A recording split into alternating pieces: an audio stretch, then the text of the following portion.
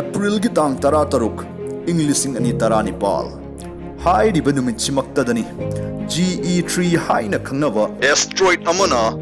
Prithvi si khangjau amada pulap hapjinduna thongdok lagi matagum paishilakibadu Prithvi ki atmosphere hai badi nungsit ki lairol dagi 190,000 km far naksilakuna khwai pumna makimihul chenga chengum han khivani 190,000 km haibasimak Prithvi dagi aikhoi gi thagi arapasigi tangkhai muktang ngaishilaklavani Malem pumbada akibagi masak oiraba thamka ama tauramlaba matungda mamai leithoktuna numit tamna paishin khibadudani naha hal khaktana mipung khudingmak amaga lengonaduna nungaiba fongdokna khibadu karigumba masigi football field amamuk chawba space ki nungdum sina mamai kak thoklamdaba thoklaba kari kamdauramgani leimai yaushilактuna mishi mina thohalaktringai mafamdudagi chenthok hongnabagi matam kayam yamnadi fangani asumna lamkoiba nungdum amana Prithvi gi leimai da thungjillabasida kayamukti amang ada thokhalamba yai haibasigi matangda khara khajik khanna puduna lakchari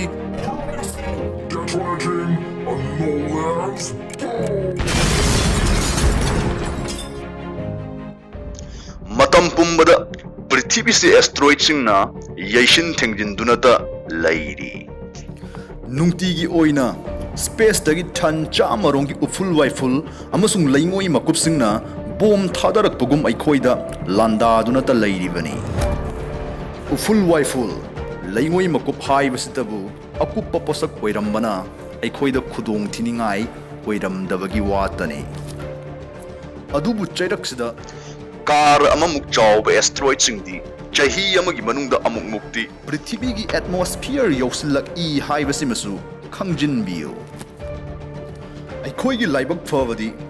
मखोइसु पृथ्वी की लेमाई यौसिलक ngамदना mesosphere हाइना खंगनबा नुंसित के लैरोल सि यौरकपगा हेक हेक चाकथेक्तुना मांगी kilometre 10 मुक Merak पाकपा लुमना चावरबा Prithvi ki leimai dagi dinosaur sing muthatkiba akibagi masak oiraba asiguma makhal ge asteroid sing di pak lakande makhoi sidi chahi million khara leiraga lakalli haina panari maram sina makhoi gi oinadi hojik makidi mi painingai oide aikoina nungsa thiningai oiribasina football field muk chawba asteroid sing sini maramdi makhoi sing sidi chahi lising ani khudingi prithvi da khongdoi raknabagi sem saduna lairibani makhoi sing sigi marakta gi amakhak horen ahingsi aikhoi gi prithvi da thengjillak le dana lawrsi kamdogani asteroid amana thokhanba amanga tasi asteroid tuna tasilakpham thengjillakpham jaga dudana khwaidagi heli haibasi isa gi common sense na aduma khangba yaraba wafamni matang sida haining mo wafamdi Prithvi gi leimai sigi chada supnagi ahum khaktani miyoi basingna khunda duna lairibasi masina takpadi asteroid chama gi manungda marifu tara tareti achouba isingi pak mahasagar ama natraga amagi irol nungda tasin khiba natraga Siberia amasung northern Canada gi mi tadaba asuppa umang amada hekta tasin khibasu yai haibani masigi ona tainabada nakal amaromdana chamagi manungda asteroid ahumdi meaning thina taba mafam amada heknamak tarakpa yai haibasni bhavna sagat minasi meter chama sangba nungdum amana second amada kilometer kunthra yangna atom tamna paishilakpa mitkuptuda gari di phaubi gani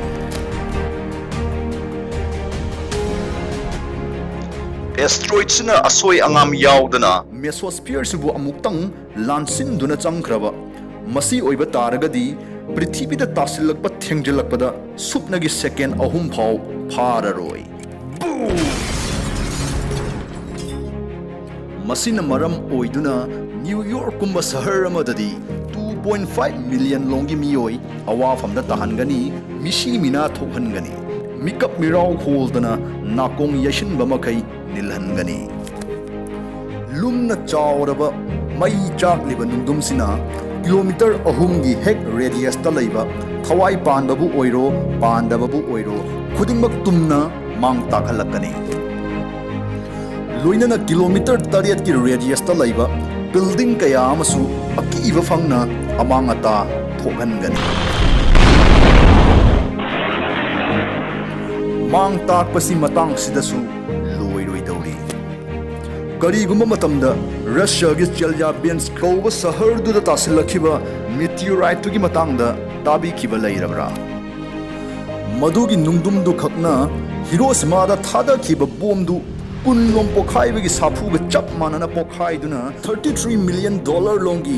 yam laba malchang mang takhan kribani ai khoi gi matang sidadi meteorite si makhoi gi sidagi saruk manga chawba hengalakadoribani laibak thibadagi karigumba ikhoi meteorites na radioactive oiba arumba metals na saraklamma thoklaba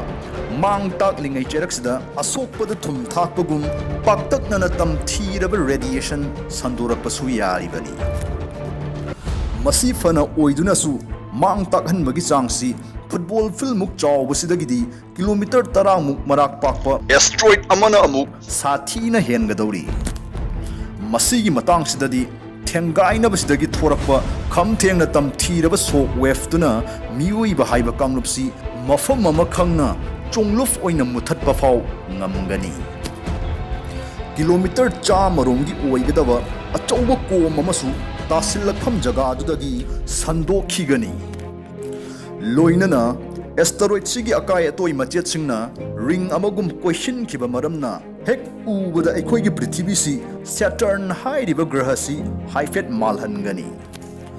hairiba akai atoi sing sigi ayamba su prithvi da len tabagum tasillaktuna sahar kaya umang wamang kaya praloigi mairi da tumna chakthek halakani masi pumbasi thoktringai mamang sida leinung da bunker amadum ningthina sahobana phagani maduda dum sel thada hobana jumlani khanabasu yaudaba natte maramdi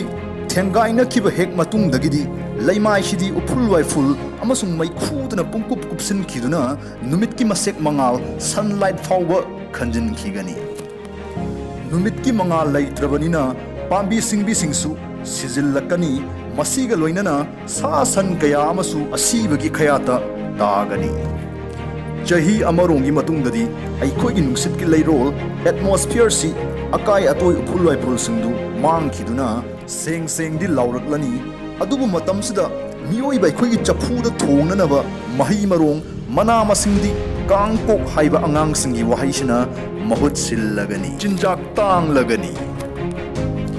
karigumba aikhoina matang sida hingdaba yade dana upai ama natraga ama puthokpa ngamdaba taraba chahi million humfu mangagi mamangda dinosaur singda takhiba dasadumag mioi ba haiba apunba jati sidasu tarak loi haidaningai leite ayamba asteroid singsidagi ngak thoknanaba aikhoigi atmosphere amasung aikhoigi akoibada paiduna leiriba space ki nungdum singsi yengsinnabagidama nesa leijarabasu karigumba matamdadi aikhoi tamna lamkoiba nungdum ama paishilakle haibasi matam chana ngallingaida khangdokpa hek hek ngamhaude asumna naronda lisillakpa thoklaba tamba ngamba natte adom adom su omor makti nattabanina laibak thiba singi manung chankibasu yai maram sina loisillakpa sida mamal yam laba wahai ani khak adom adom gi napada khudul tamjage